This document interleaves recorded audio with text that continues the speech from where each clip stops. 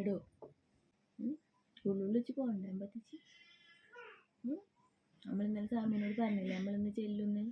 Hello, welcome back to യുദീസ് world. ഇന്നത്തെ ദിവസത്തിനൊരു പ്രത്യേകത ഉണ്ട് കേട്ടോ.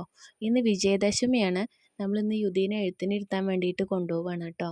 അപ്പോൾ രാവിലെ അതേ അമ്പലത്തിൽ പോകാൻ വേണ്ടിയിട്ട് അവനെ കുത്തി എണീപ്പിക്കുന്ന പരിപാടിയാണ് ഇപ്പോൾ ഈ നടന്നുകൊണ്ടിരിക്കുന്നത്. ഒരു 2-2.5 വർഷങ്ങൾക്ക് മുൻപ്, അതായത് കൃത്യമായിട്ട് പറയുകയാണെങ്കിൽ 2023 ജൂൺ 3-ന് ഓപ്പറേഷൻ തിയേറ്ററിലെ ടേബിളിൽ കടന്നുകൊണ്ടാണ് ഈ കുഞ്ഞു മനുഷ്യൻ്റെ മുഖം ഞാൻ ആദ്യമായിട്ട് കാണുന്നത് കേട്ടോ.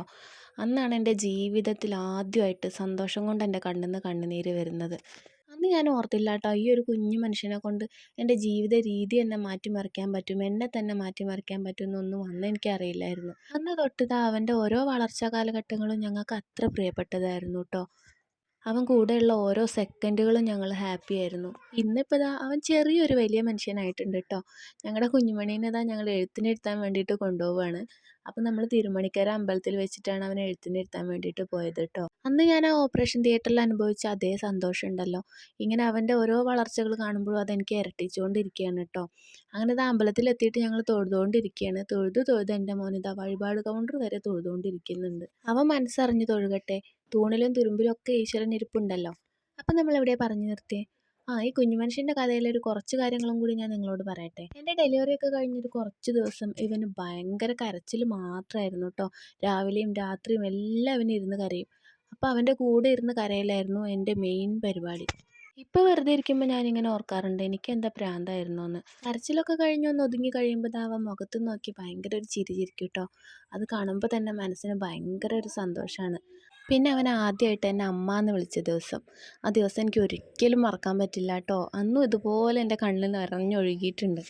പിന്നെ ഓരോ പ്രാവശ്യം ആ വിളിക്ക് വേണ്ടിയിട്ട് ഞാൻ കാത്തിരുന്നിട്ടുണ്ട്.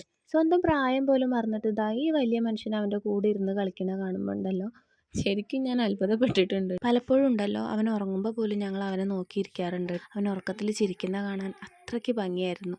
അവൻ അങ്ങനെ ചിരിക്കുമ്പോൾ അറിയാതെ തന്നെ ഞങ്ങളുടെ മുഖത്തും ആ ഒരു പുഞ്ചിരി വരാറുണ്ട്. ഇതൊക്കെ എൻ്റെ മാത്രം ഫീലിങ്സ് അല്ലാന്ന് എനിക്കറിയാം. ഓരോ പാരൻസും ഈ ഒരു സിറ്റുവേഷനിലൂടെയൊക്കെ കടന്നു പോയിട്ടുള്ളവരാണ്.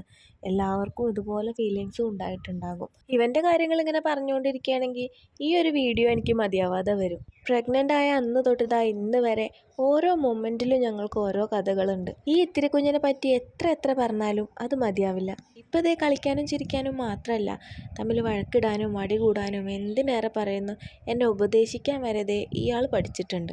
ചില നേരത്തെ അവൻ്റെ ഉപദേശം കേട്ടിട്ട് ഞാൻ തന്നെ വിജൃംഭിച്ച് നിന്ന് പോയിട്ടുണ്ട്. ഇതിനൊക്കെ പുറമെ കളങ്കമില്ലാതെ മനസ്സറിഞ്ഞ് സ്നേഹിക്കാനും അറിയാം. അങ്ങനെ ഒരുപാട് കാര്യങ്ങളുണ്ട് പറയാൻ.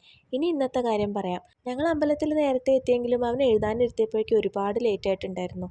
അപ്പോഴേക്കും അവൻ്റെ ദേഷ്യത്തിൻ്റെ ഒക്കെ കൊടുമുടിയിൽ അവൻ എത്തിയിട്ടുണ്ടായിരുന്നു. അങ്ങനെ അലറി വിളിച്ചിട്ട് ഞങ്ങളുടെ ആദ്യാക്ഷരം കുറിച്ചിട്ട് ഞങ്ങളുടെ വീട്ടിലെത്തിയിട്ടോ. വീട്ടിലെത്തിയപ്പോഴേക്കും ഒരു ഉറക്കം കഴിഞ്ഞ് അവൻ എണീറ്റു. അപ്പോൾ ഇത്രയേ ഉള്ളൂ നമ്മുടെ ഇന്നത്തെ വീഡിയോ. നമ്മുടെ ചാനൽ ആദ്യമായിട്ട് കാണുന്നവരുണ്ടെങ്കിൽ സബ്സ്ക്രൈബ് ചെയ്ത് സപ്പോർട്ട് ചെയ്യാൻ മറക്കല്ലേ.